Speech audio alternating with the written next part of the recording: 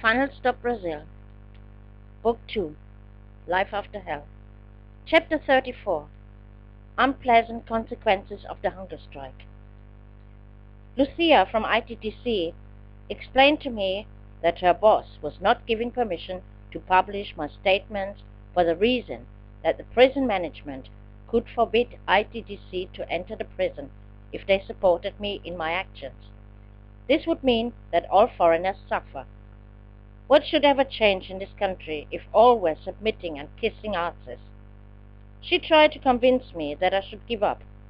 A colleague who was not present this day had been very worried about me, she told me. Also, I'd probably be free by the verdict of the appeal. This, however, I doubted. But what point did it make to carry on when no one heard of it? I, however, would have to expect a penalty, announced Lucia, but wanted to turn it straight for me by talking to the director. I didn't care. I took everything into account. If they locked me into castigo, I would continue the hunger strike. But somehow I was, logically, almost glad it was over, because it had, after a week, become quite hard for me. Back in the cell, I first ate a sandwich and some cookies. Dona Edith's comment when she saw me eat, "Graças a Deus." Unfortunately, nothing changed in my situation for the time being, but a note from Michelle gave me cause for a little hope. Shortly and witty written, she asked me to return back to work. She was missing me very much and believed firmly that we would soon be released, and then we would go together to the show of Exalta Samba. And they were once again on television on Saturday, and as usual I forgot all the worries and the bitter cold. It was 11 degrees, so I spent the weekend shivering in bed, but not only freezing, but also suffering from the consequences of the hunger strike. After 1 week without eating, the stomach and intestine were also on strike. 2 days after, I had still thought nothing of it, but after 3 days, still no bowel movement. It was getting rather uncomfortable. I got hold of tablets for constipation. After 1 tablet, at first nothing happened, except that my stomach cramps were getting stronger. I stayed in bed. This could not last long, because I was summoned to the Justice Department. Doubting whether I could dare to go without having an accident, on the way I went slowly towards my destination, suffering. The guards, however, acknowledged that the tablets didn't show an effect so fast, and so I could, after an hour of waiting time, sign for the second time the rejection of the semi-aberto. That was probably the answer for my letter to this miserable judge. Without any emotion, I returned to the cell. Every hour my pain was getting worse. I could not even pee anymore. It was as if a thick stone shut everything below the navel. So I asked the guards for another tablet. Bad mistake. By late afternoon, I felt like something was moving in the belly. The tablet had liquefied all that was on the way to the intestine, but the stone in front of the anus was hardened and locked everything. Thus, nothing happened, and I cramped up in pain. Repeatedly, I ran to the bathroom, took a shower to relax. It was no use. Ultimately, I felt so miserable that I had only the desire to sleep. I took 2 tranquilizers, but now the second pill began to work. I lost control of the liquid stool. Dona Edith watched without comment as I constantly ran to the bathroom, showered, changed clothes, and washed. Despite my fatigue, it went on all night like this. Edith was about to call the guards to take me into Saúde. I forbade her, despite the insane pain, but with this I had to cope myself now.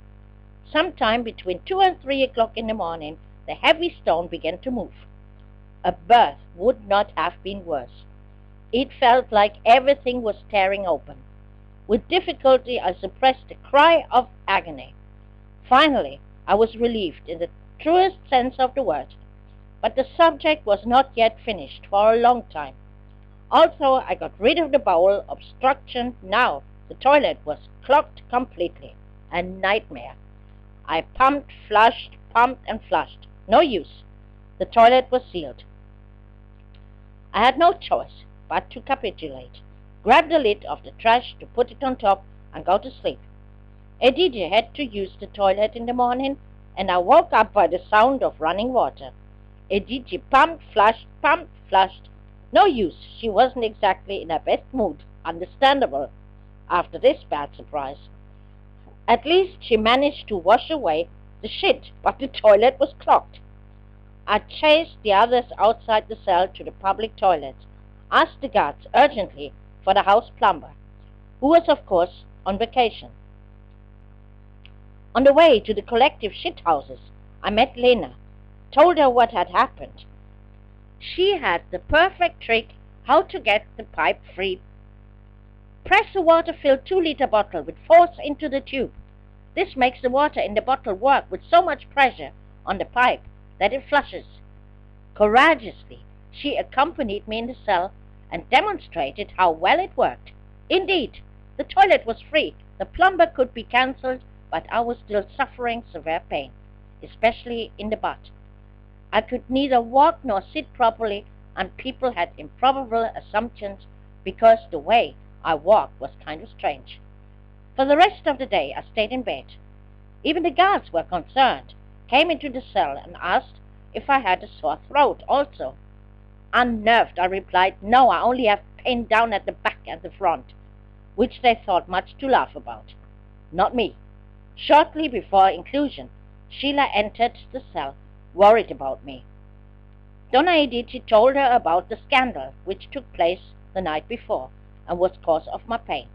Sheila also wanted to die laughing, as I inflicted that it was just like a birth, with a wrong output. Instead of front, it was the back. But I could not even laugh about it. For the rest of the week, everything hurt me, even when I coughed.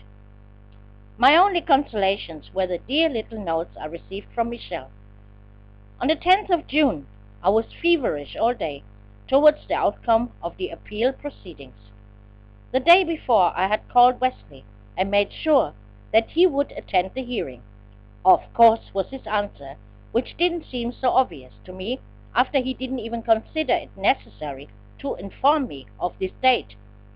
I hoped that he would at least now do everything he could to get me out of here after my hunger strike, as it seemed at first was completely wasted. In the late afternoon of this important day, I called Wesley again, impatient, but still no result was out, as he told me. As hard as it was, I had to be patient until the next day. Wesley arrived the next day surprisingly early in the prison, so that I wondered whether this was a good sign. It was not. Wesley brought me blankly the bad news that the appeal had been rejected outright by the judge. His only comment, "We must now look ahead." This, however, I heard of him before.